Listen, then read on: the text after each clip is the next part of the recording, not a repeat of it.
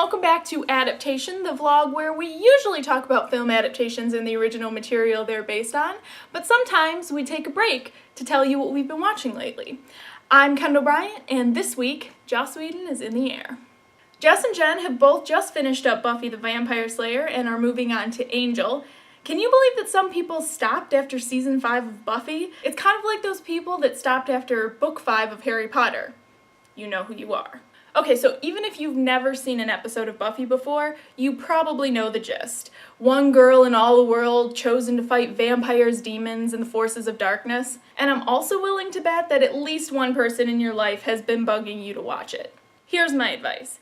Get past season 1 before you judge. The first season is one of my least favorites, but it's really necessary to move Buffy's character from the Kristy Swanson version in the 1992 movie into who she is in the series. Just cut her some slack. She was 16, it was the 90s, and the series is so worth watching every bit of the 7 seasons. Now, on the Angel front, you might know a little bit less. It's a spin-off of Buffy's star-crossed vampire love when he moves to LA and kind of not really starts a private detective agency that helps people with their supernatural problems. Now, I personally didn't like Angel when he was on Buffy, so it took me like 5 years after the fact to watch Angel, and that was a mistake. Angel just needed to get away from he and Buffy's doomed love so that he could become a more engaging character. Just like Cordelia needed to get away from high school and Wesley needed to get out from under the council's thumb. If you've been holding off on watching Angel because you didn't like these 3 characters, I am telling you, it is worth watching. In other Whedon watching, I have been watching through Dollhouse for the first time and absolutely loving it. It's about this secret business-like organization that can program people's brains to make them different people. So they have these dolls that are basically blank slates that they program for their clients. So of course the dolls are often wanted for salacious activities, but sometimes clients need like a super spy or a hostage negotiator, and they program all the qualities into the doll that make them awesome at doing that task. Obviously, this is all super unethical, but the show is really worth watching. One more for the Whedonites, Jen has also been watching Dr. Horrible's sing-along blog in between episodes of Buffy, which is weird because I've recently been listening to the soundtrack a lot. Actually, I'm kind of always listening to the soundtrack a lot. It stars Dr. Horrible, who's played by Neil Patrick Harris, and he's trying to get into the evil League of Evil, and it's not going very well because you need to be pretty evil to be in the evil League of Evil. He's also secretly in love with Penny, who's played by Felicia Day, and his nemesis, Captain Hammer, is played by Nathan Fillion, who's basically just a gigantic douche nozzle who ruins all of his evil plans. Speaking of Neil Patrick Harris, Doran has been watching through Doogie Howser MD, where NPH plays a genius teenager who has already become a doctor and now has to deal with the business of being a doctor while dealing with the woes of teenagerhood.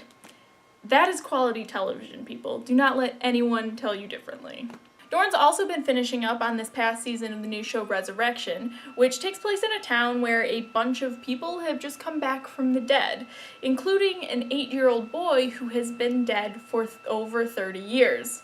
You've probably seen him in the previews. The show is based on the novel The Returned by Jason Mott and stars Red Foreman from That 70s Show and Eric Foreman from House. And yes, I did need to point that out.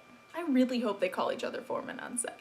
Corey has been watching the CW show Star-Crossed, which focuses on a high school in Louisiana where 7 alien students are being integrated into the student body. The alien race is known as Atrians, and their arrival on Earth didn't quite go as smoothly as one would have hoped, so there's definitely some tension. And based on the title, I'm gonna say there's some forbidden love going on. Nicole, it seems, has set aside her anger at the Battlestar Galactica ending and moved on to Caprica, which is a prequel to the series that follows how the Cylons were created and everything else to do with living in a world that's almost too successful for its own good. Actually, remove the almost. We know how that ends. Nicole has also been watching the Adult Swim animated show The Boondocks, which is based on the comic strip by Aaron McGruder. It follows a black family that moves from Chicago into the suburbs and has gotten both criticism and acclaim for how it tackles issues like culture, race, and social class. I haven't seen it, but it's often described as satire, which is a form of comedy that often gets both criticism and acclaim because it can be on the risky side. So my advice would be not to let the criticism stop you from giving it a try. And speaking of comedy, albeit in a less risky form, my former roommate has gotten me completely hooked on Hollywood Game Night. Jane Lynch hosts while 6 celebrities and 2 normal people play party games and drink alcohol. If you're looking for 40 minutes of pure hysterical fun, then you should definitely give it a watch. It kind of reminds me of Celebrity Poker Showdown, which I was totally obsessed with when it was on the air, except it's just a bit more ridiculous. So that's it for what we've been watching lately, but make sure that you tell us what you've been getting hooked on in the comments, or you could get us on Twitter at AdaptationCast. Especially if you have been watching the same stuff as us, we would love to talk to you. Links to all of our social media is in the info section, and please check out our podcast on iTunes. We recently covered the Fault in Our Stars novel, The Amazing Spider-Man, and Once Upon a Time Season 3. Now, before I officially end this video, I have a little announcement to make. I'm going to VidCon!